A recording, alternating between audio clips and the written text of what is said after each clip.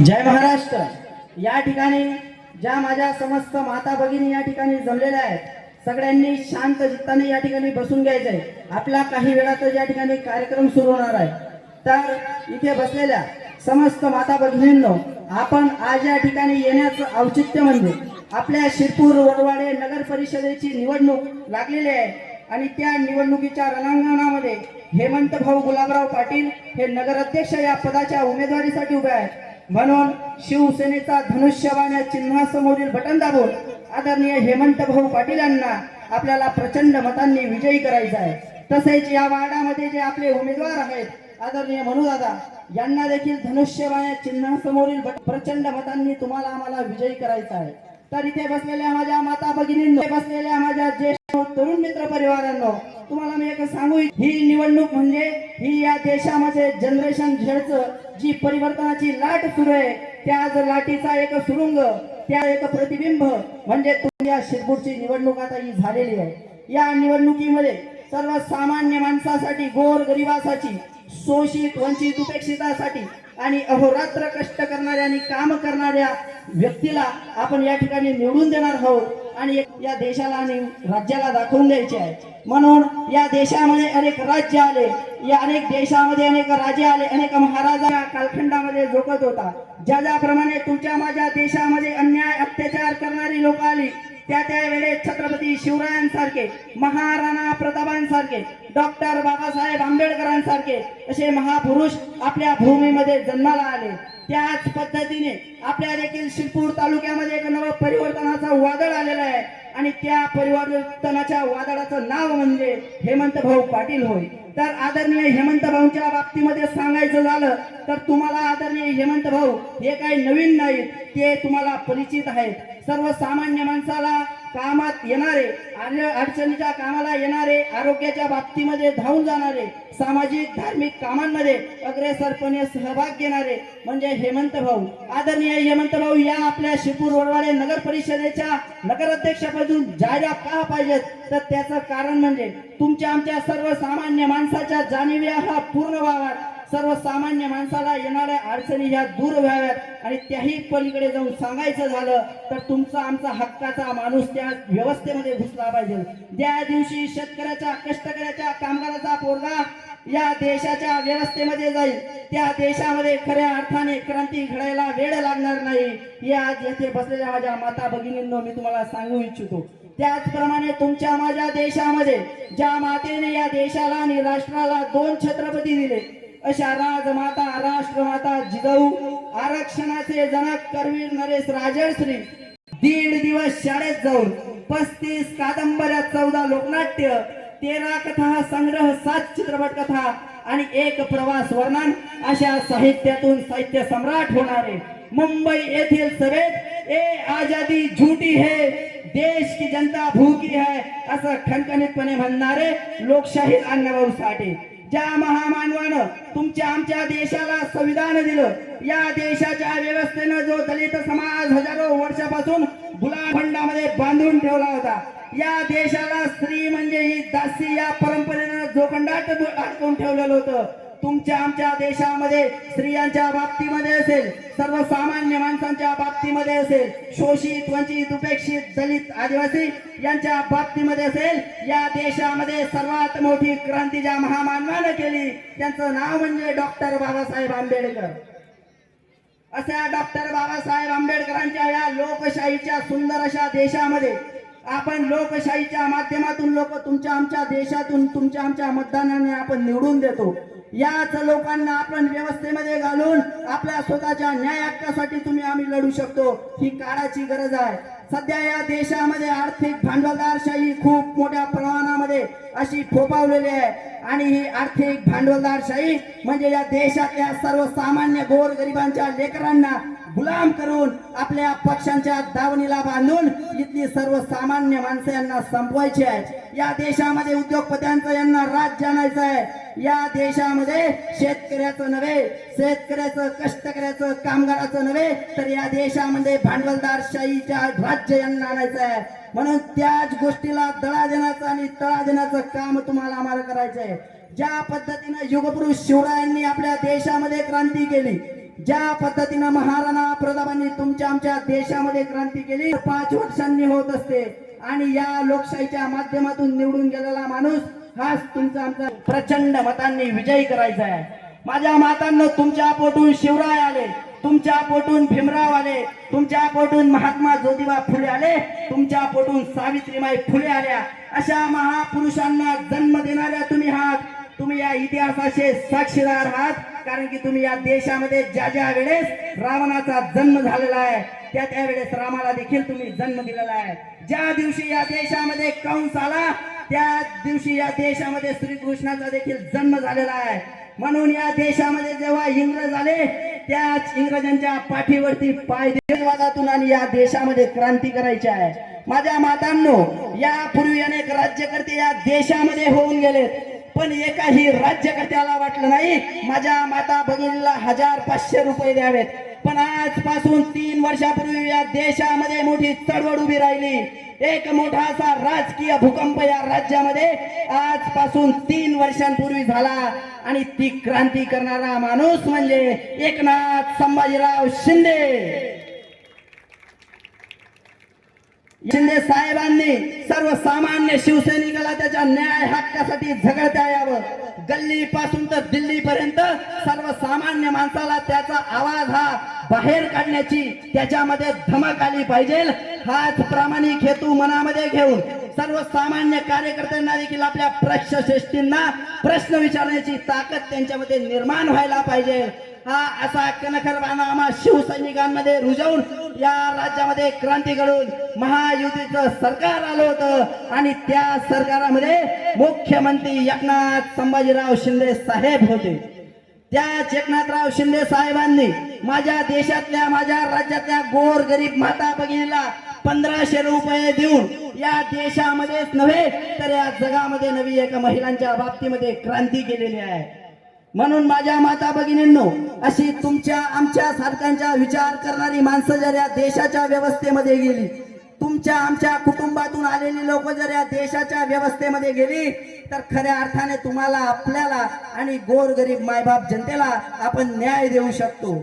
ज्या माणसाला एखाद्या गोष्टीची किंमत कळते तोच माणूस त्या गोष्टीचं परिवर्तनात रूपांतर करून तुम्हाला काहीतरी नवा असा विश्वास देऊ शकतो।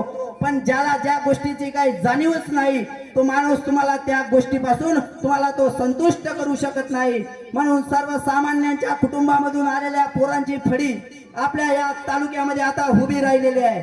आमच्यामध्ये कोणी असे एखाद्या अशा शिक्षण सम्राटाची पोरं नाहीत, कुणी अशा गडगंजाच्या उद्योगपत्याची पोरं नाहीत, कुणी अशा मातबर राजकारण्याची पोरं नाहीत, तर सर्वसामान्यांच्या कुटुंबामधून आलेली आम्ही पोरं आहोत। आणि प्रस्थापितांना आव्हान देऊन काही लोकांना प्रस्थापितांना आम्ही आव्हान देऊन आमचा हा लढा या तालुक्याच्या भूमीमध्ये आपल्या या शहराच्या भूमीमध्ये आपण उभा केलेला आहे। म्हणून माझ्या माता भगिनींनो तुम्हाला सांगतो, तुम्ही जशा महापुरुषांना जन्म देतात तसेच महापुरुष तुम्ही या देशामध्ये देखील घडवतात। मी देखील या इथे बसलेल्या कोण माझ्या आई आहेत, कोणी माझ्या बहिणी आहेत, काही तुमचा मी भाऊ आहे, कोण मुलगा आहे, कोण नातू आहे, याच रूपाने मी आज तुमच्या समोर या ठिकाणी आलेलो आहे।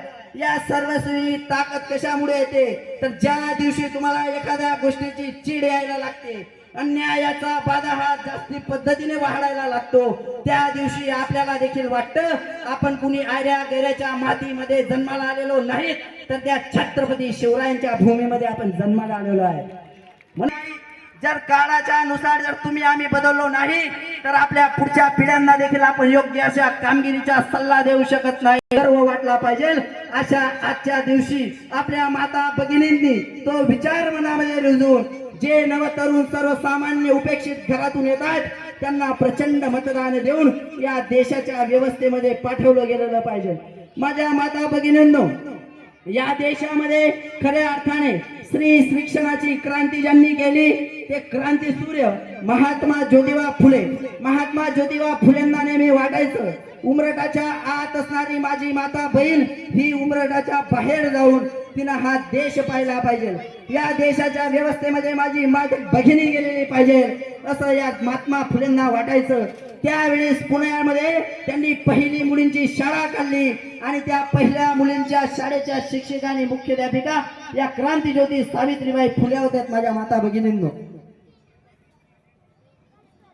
तुम्हाला हेमंत भाऊंच्या बाबतीमध्ये सांगायचं झालं तर आदरणीय हेमंत भाऊंनी नेहमीच या तालुक्यामध्ये सामाजिक धार्मिक कार्यांमध्ये अग्रेसर राहून आपल्या कार्याचा असा ठसा उमटवलेला आहे आणि त्याच कार्याच्या माध्यमातून आता ते आपल्या नगरपालिकेमध्ये अध्यक्ष होऊन आपल्या शिरपूरच्या मायबाप जनतेच्या समस्या सोडवण्यासाठी या शिरपूरच्या सर्वसामान्य माणसाला त्याचा न्याय मिळाला पाहिजे आणि त्याही पुढे जाऊन सांगायचं झालं तर सर्वसामान्य माणसाच्या जीवनामध्ये खऱ्या अर्थानं क्रांती घडायला पाहिजे असं परिवर्तनवादी विचार असणारं काळीज म्हणजे आदरणीय हेमंत भाऊ पाटील आहे.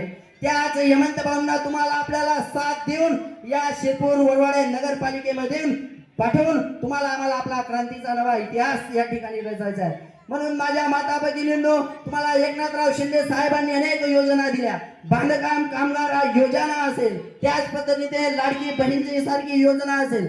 या राज्यामध्ये माझ्या शोषित वंचित उपेक्षित दलित आदिवासी मुसलमान अशा प्रत्येक समाजातील माझ्या माता भगिनीला योग्य तो मोबदला मिळाला पाहिजे जेणेकरून ती स्वतःच्या पायावरती उभं राहू शकते, तिच्या 2 वेळच्या पोटाचा प्रश्न ती भागवू शकते आणि 2 पैसे देखील ती तिच्यासाठी वापरू शकते. म्हणून हा निर्णय या देशामध्ये आणि या राज्यामध्ये घेण्यात आला. म्हणून ही निवडणूक का महत्वाची आहे?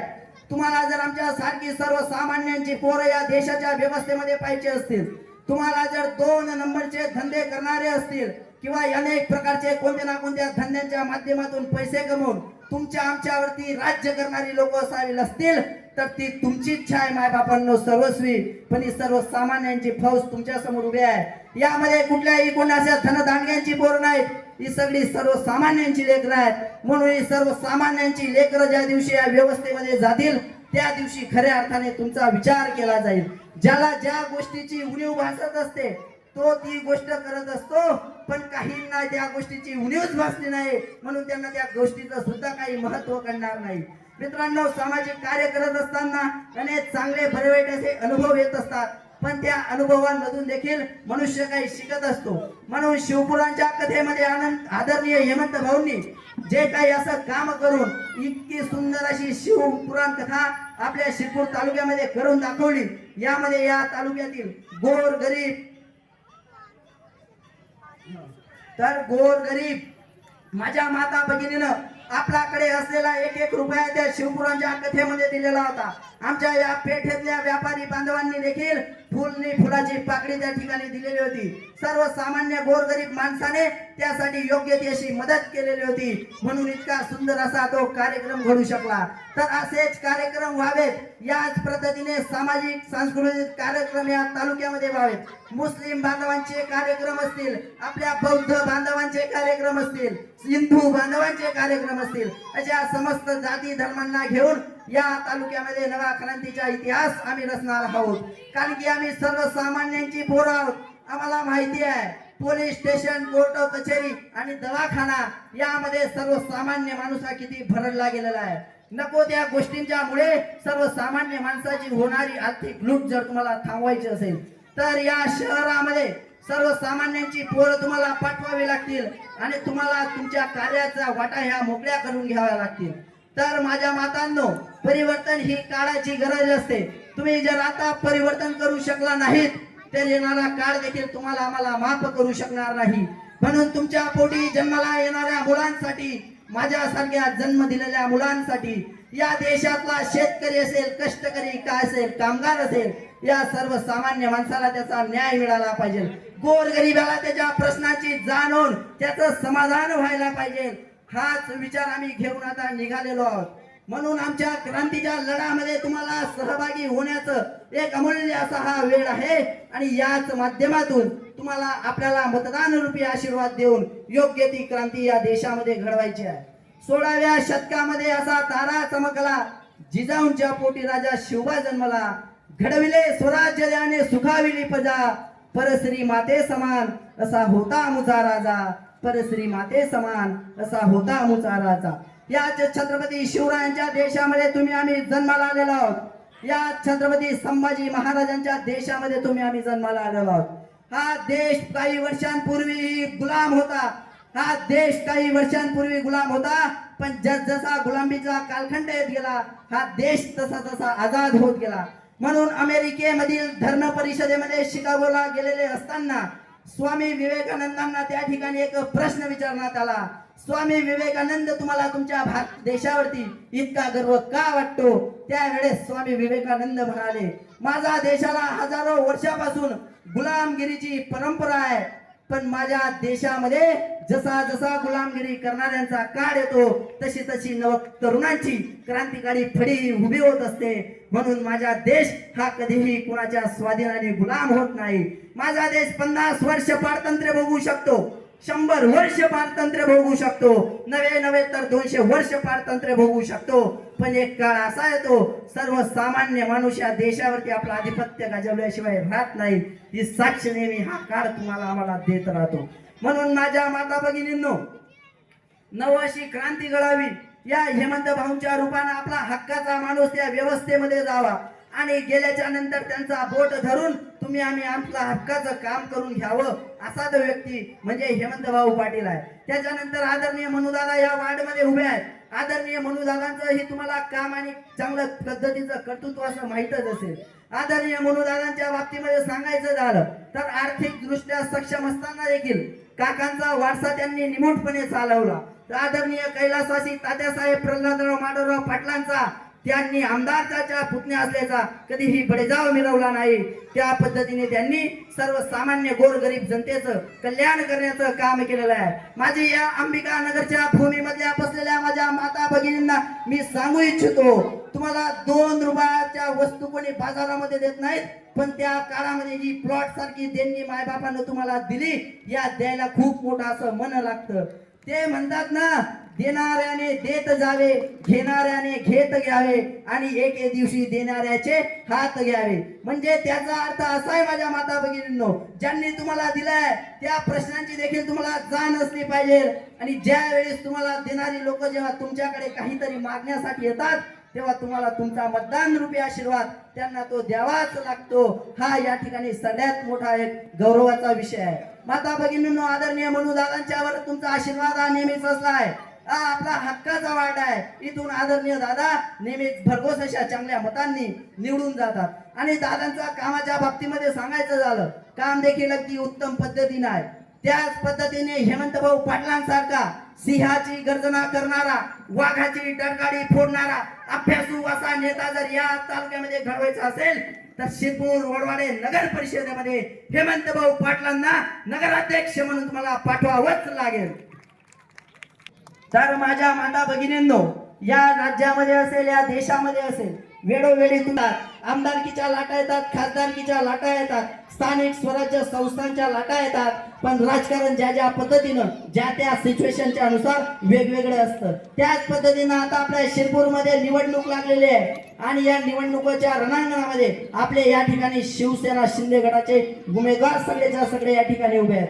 म्हणून आमच्या या शिरपूरच्या मायबाप जनतेला आमची विनंती असेल, एक वेळेस बघून घ्या, गोरगरिबांच्या लेकरांना पाठवल्याच्या नंतर तुम्हाला काय परिवर्तन दिसतं, तुम्हाला अधिकाऱ्यांकडून मिळणारी वागणूक कशी दिसते ते देखील तुम्ही पाहून घ्या. आणि या क्रांतीच्या लढ्यामध्ये, या इतिहासाच्या पर्वणीमध्ये सहभागी होण्याचा क्रांतिकारी निर्णय माता भगिनींनो तुम्ही करून घ्या.